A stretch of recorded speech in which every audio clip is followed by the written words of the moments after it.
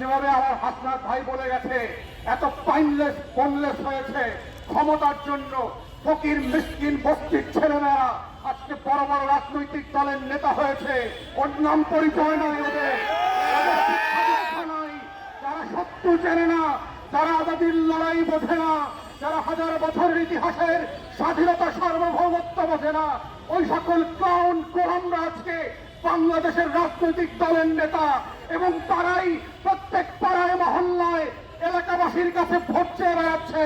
তারা আগামী সংসদটাকে কিভাবে আজাদির সাথে বেইমানি করে, গণ অভ্যুত্থানের সাথে বেইমানি করে বাংলাদেশকে আবার নতুন করে দিল্লির কাছে বেঁচে দেবে, সেই নাটক মঞ্চস্থ চলছে।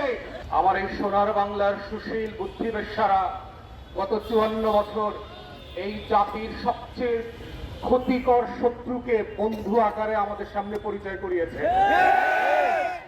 পৃথিবীর ইতিহাসের সমাজবিজ্ঞান, রাষ্ট্রবিজ্ঞানে যে শত্রু সাপেক্ষে রাষ্ট্র হয়, আজাদির লড়াইটা যে শত্রু সাপেক্ষে হয়, প্রত্যেক রাষ্ট্রের নাগরিককে তার সময়ের ঐতিহাসিক পরম্পরার জগৎ শেঠ, উমিচাঁদ, রায়দুল্লভ, লেন্দুক দর্জিদেরকে যে পরিচয় করিয়ে দিতে হয়, জাতির যুবকদের সামনে ঘসিটি বেগম আর মীর জাফরদেরকে প্রতি প্রজন্মের কাছে যেভাবে পরিচয় করিয়ে দিতে হয়, আমাদের দেশের বুদ্ধিবেশ্যারা, গোলাম মিডিয়া এবং রাজনৈতিক দলগুলো দেশের সবচেয়ে ক্ষতিকর এলিমেন্টগুলোকে জাতির তরুণদের সামনে বন্ধু রেখে গত 54টা বছর পেশ করেছে।